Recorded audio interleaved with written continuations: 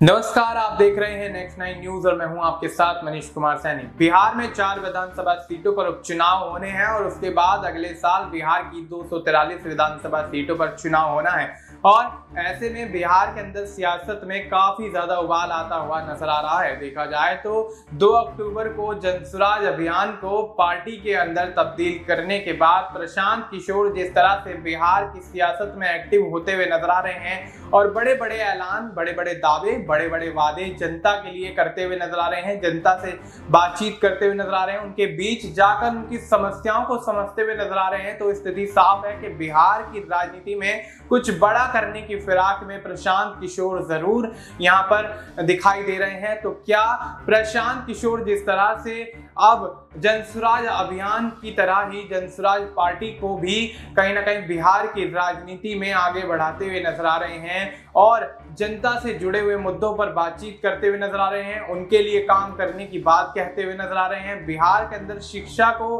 कहीं ना कहीं बेहतर करने की बात कहते हुए नजर आ रहे हैं, रोजगार के अवसर पैदा करने की बात कहते हुए नजर आ रहे हैं, नीतीश लालू के एमवाई फैक्टर पर कहीं ना कहीं सवालिया निशान खड़े करते हुए नजर आ रहे हैं और ऐसे में बिहार के अंदर मुस्लिमों को, महिलाओं को आरक्षण देने की बात करते हुए नजर आ रहे हैं। तो क्या बिहार की राजनीति को साधने के लिए प्रशांत किशोर जिस तरह से दावे करते हुए नजर आ रहे हैं या वादे करते हुए नजर आ रहे हैं, तो क्या उनके दावे और वादे वाकई यहाँ पर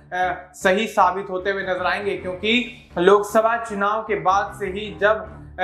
बिहार की राजनीति में प्रशांत किशोर एक्टिव हुए और उसके बाद नीतीश लालू पर जो जोरदार हमले यहां पर वो करते हुए नजर आए, तो उससे स्थिति साफ थी कि बिहार की राजनीति में कुछ बड़ा प्रशांत किशोर जरूर कर सकते हैं। और देखा जाए तो जिस तरह से अपनी पार्टी का गठन करने के बाद से बिहार की जन समस्याओं को, आम समस्याओं को, आम लोगों के हितों की समस्याओं को कहीं ना कहीं समझने का प्रयास प्रशांत किशोर करते हुए नजर आ रहे हैं, तो उससे स्थिति साफ है कि बिहार की राजनीति में एक नई क्रांति प्रशांत किशोर लेकर आने वाले हैं और ऐसे में बिहार के अंदर नीतीश लालू के वोट बैंक पर प्रशांत किशोर की एंट्री का क्या कुछ प्रभाव पड़ेगा, ये भी एक बड़ा सवाल यहां पर बनता हुआ नजर आ रहा है। और ऐसे में नीतीश लालू के खेमे में हलचल मचती हुई नजर आ रही है क्योंकि एमवाई फैक्टर पर कहीं ना कहीं जिस तरह से प्रशांत किशोर हमलावर होते हुए नजर आए हैं और नीतीश लालू के एमवाई फैक्टर को फेल करने की बात कहते हुए नजर आए हैं, तो क्या बिहार में मुस्लिम और यादवों को अपने पाले में करने में प्रशांत किशोर कामयाब हो पाएंगे? 4 विधानसभा सीटों पर होने वाले उपचुनाव से यह पता लग जाएगा कि आखिर प्रशांत किशोर बिहार के विधानसभा चुनाव में क्या कुछ बड़ा कर सकते हैं, क्योंकि बिहार के अंदर 4 विधानसभा सीटों पर होने वाला उपचुनाव ये तय करेगा कि बिहार के विधानसभा चुनाव का हाल या उसकी रूपरेखा किस तरह से तैयार की जाएगी। क्योंकि देखा जाए तो सभी राजनीतिक पार्टियां बिहार के अंदर उपचुनाव के बाद ही बिहार के अंदर विधानसभा चुनाव को लेकर कुछ बड़े ऐलान, बड़ी रणनीतियां यहां पर बनाती हुई नजर आएंगी, बड़े ऐलान करती हुई नजर आएंगी और ऐसे में इन रणनीतियों के माध्यम से ही कहीं ना कहीं बिहार की सियासत में एक बार फिर से आरोप प्रत्यारोप, वार पलटवार का दौर शुरू होता हुआ नजर आएगा। देखा जाए तो जिस तरह से लोकसभा चुनाव के बाद से ही एनडीए गठबंधन के अंदर खुद को असहज महसूस कर रहे नीतीश कुमार कहीं ना कहीं बिहार की राजनीति में अलग थलग होते हुए नजर आ रहे हैं। तो वहीं बात की जाए अगर लालू यादव की, तो लालू यादव जिस तरह से अपने बेटे तेजस्वी यादव को बिहार के अंदर मुख्यमंत्री का चेहरा बनाते हुए नजर आ रहे हैं, तो स्थिति साफ है कि बिहार के अंदर विधानसभा चुनाव काफी ज्यादा दिलचस्प होता हुआ नजर आएगा। वहीं अगर एनडीए के सहयोगी दलों की बात कर लें तो एनडीए के सहयोगी दलों में पशुपति पारस कहीं ना कहीं 243 सीटों पर उम्मीदवार उतारने का ऐलान कर चुके हैं और जीतन राम मांझी 25 से ज्यादा सीटों की मांग करते हुए नजर आए। तो वहीं चिराग पासवान भी मुख्यमंत्री चेहरे के तौर पर अपने आप को देखते हुए नजर आ रहे हैं। लेकिन बिहार की राजनीति में एनडीए गठबंधन कहीं ना कहीं जिस तरह से बिखरता हुआ नजर आ रहा है, उससे भारतीय जनता पार्टी कहीं ना कहीं अंदर खाने में नाखुश तो जरूर है, लेकिन जिस तरह से कोई भी फैसला या कोई भी बात इस बात को लेकर नहीं बोलती हुई नजर आ रही है, उससे स्थिति साफ है कि बिहार के अंदर रहना है तो नीतीश कुमार के साथ गठबंधन करके ही रहना पड़ेगा, क्योंकि जिस तरह से केंद्र के अंदर नीतीश कुमार की गठबंधन से सरकार बनती हुई नजर आई, ठीक उसी प्रकार से बिहार के अंदर भी कहीं ना कहीं नीतीश कुमार के साथ गठबंधन करके बिहार के अंदर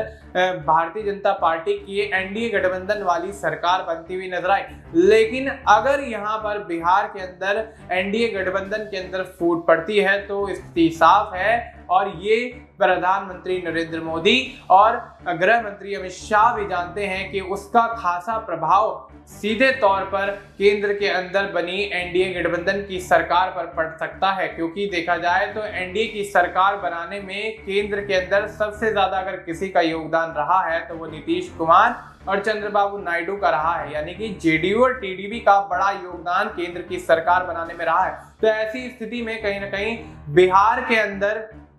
भारतीय जनता पार्टी नहीं चाहेगी कि वो यहां पर नीतीश कुमार से बैर करे, और ऐसे में अगर प्रशांत किशोर की बात करें तो प्रशांत किशोर सभी राजनीतिक पार्टियों को खुली चुनौती देते हुए नजर आ रहे हैं, चाहे बिहार का विधानसभा का उपचुनाव हो या बिहार के अंदर आगामी विधानसभा चुनाव हो। सभी चुनावों में कहीं ना कहीं जिस तरह से ऐलान करते हुए यहाँ पर प्रशांत किशोर नजर आ रहे हैं, तो उससे स्थिति साफ है कि बिहार की राजनीति और बिहार की जनता को साधने के लिए, उनको अपने पाले में करने के लिए प्रशांत किशोर यहाँ पर कोई बेहतर रणनीति सोचकर जरूर बैठे हैं। लेकिन फिलहाल अगर 4 सीटों पर होने वाले उपचुनाव में प्रशांत किशोर को एक भी सीट मिलती हुई नजर आती है या एक भी सीट प्रशांत किशोर के पाले में चली जाती है, तो स्थिति साफ है कि बिहार की राजनीति में विधानसभा चुनाव के अंदर प्रशांत किशोर कोई बड़ा खेला जरूर कर सकते हैं। लेकिन अभी नई पार्टी होने के नाते कहीं ना कहीं प्रशांत किशोर को सोच समझकर और संभल कर चलने की जरूरत जरूर है,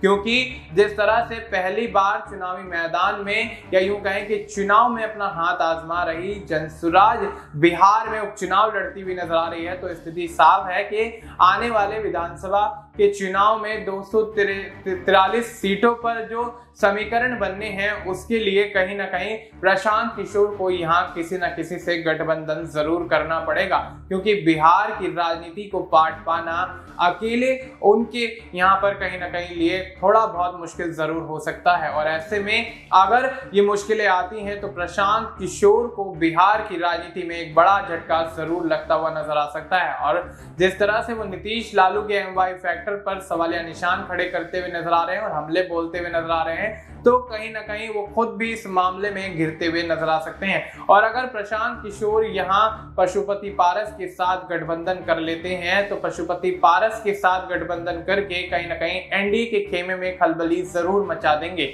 और ऐसे में नीतीश कुमार को भी प्रशांत किशोर से यहाँ बड़ा झटका लगता हुआ नजर आ सकता है, क्योंकि पशुपति पारस जिस तरह से एनडीए गठबंधन से नाराज होने के कारण 243 सीटों पर अकेले चुनाव लड़ने का ऐलान कर चुके हैं, क्योंकि पशुपति पारस को लोकसभा चुनाव के दौरान यहां एनडीए गठबंधन के तहत एक भी सीट नहीं दी जाती है। तो वहीं पशुपति पारस पार्टी से या यूं कहें कि गठबंधन से अलग थलग होकर कहीं ना कहीं बीजेपी से किनारा कर लेते हैं, और ऐसे में अब जिस तरह से 243 सीटों पर उम्मीदवारों का ऐलान करते हुए नजर आए हैं, पार्टी के प्रत्याशियों को लड़वाने की बात कहते हुए नजर आए, तो स्थिति साफ है कि प्रशांत किशोर के लिए एक सुनहरा अवसर हो सकता है कि बिहार की राजनीति में विधानसभा का उपचुनाव बेशक अकेले लड़ लें, लेकिन विधानसभा चुनाव 2025 में उनको यहाँ किसी न किसी का सहयोग जरूर चाहिए, और वो सहयोग कहीं ना कहीं पशुपति पारस के रूप में उनको मिलता हुआ नजर आ सकता है। देखना दिलचस्प होगा कि बिहार की राजनीति में किस तरह से समीकरण बनते और बिगड़ते हुए नजर आएंगे, प्रशांत किशोर किस तरह से बिहार की राजनीति को साधते हुए नजर आएंगे, ये भी एक बड़ा सवाल इस वक्त बिहार की राजनीति में बनता हुआ नजर आ रहा है। फिलहाल आपको इस मुद्दे पर क्या कुछ लगता है, आप अपनी राय हमें कमेंट करके बता सकते हैं। बाकी देश और दुनिया से जुड़ी तमाम जानकारी के लिए आप देखते रहिए नेक्स्ट 9 न्यूज।